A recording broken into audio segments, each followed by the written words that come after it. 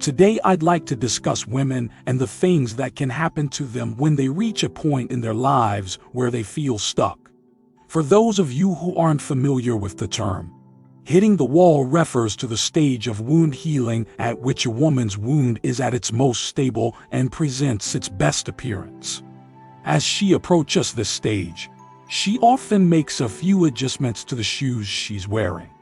Most women in their 30s have spent the previous 2 decades perfecting their skills at attracting males. This group consists of guys in their early to mid-20s from a wide range of countries and socio-economic backgrounds. Despite being shown affection throughout their lives, several different women have confided in me that they were sexually raped by older men when they were 25 years old. The older men were in their 50s and were being pleaded with by a group of young men high school age. According to an old proverb, a wound can serve as a gateway to new experiences, which may explain why men of all ages are more interested in young women in their 20s. Those who worry about the sexual maturation of preteen and adolescent girls may appear much younger than they actually are, a phenomenon known as the eject age. Younger women, those under 35, are more likely to indicate that men their own age do not treat them with respect. If he has a stable job, a nice car, and some spare income, a man in his 30s can easily court a lady in her 20s who is younger and more appealing. Despite the belief among 20-something women that men their age aren't interested in dating them, this is the case. The majority of men don't feel confident enough to pop the question until they've been dating their significant other for at least 2 years. So if a man is going to be married, he's probably going to marry a woman who is at least 35 years old and whom he met in a public place such as a bar.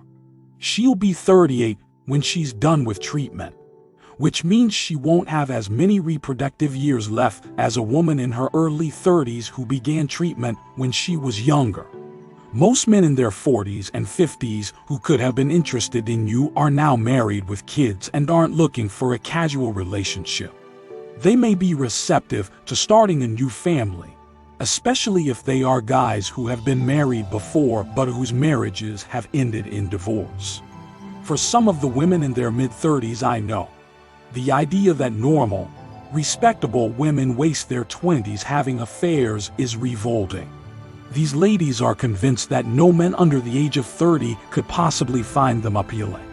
For many women, the inversion of the traditional hierarchy of relationships and the fact that men now choose their partners before women isn't settling.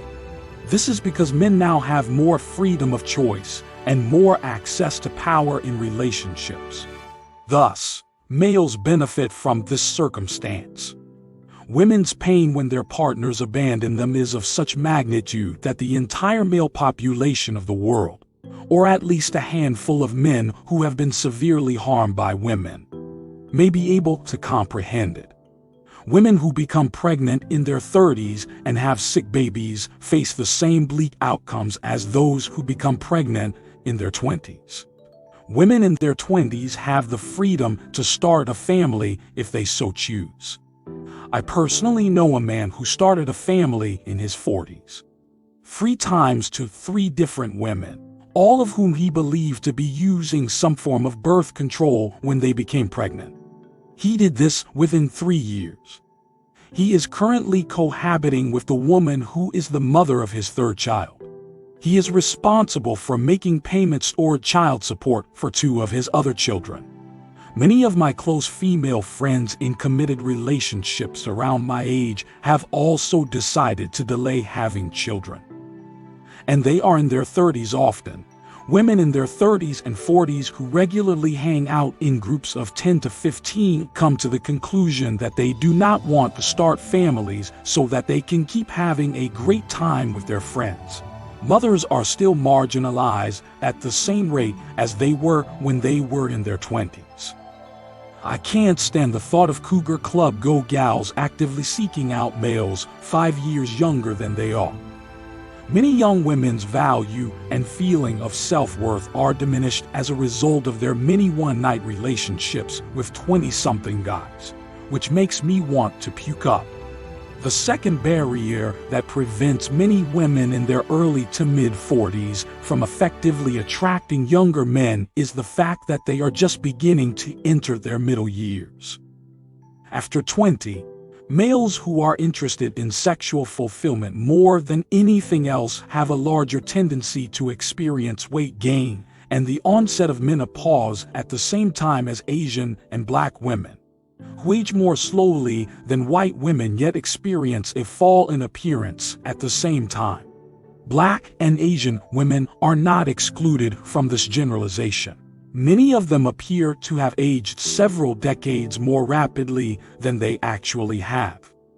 An Asian lady in her 38th or 39th year may start to show signs of aging and take on the appearance of a middle-aged woman.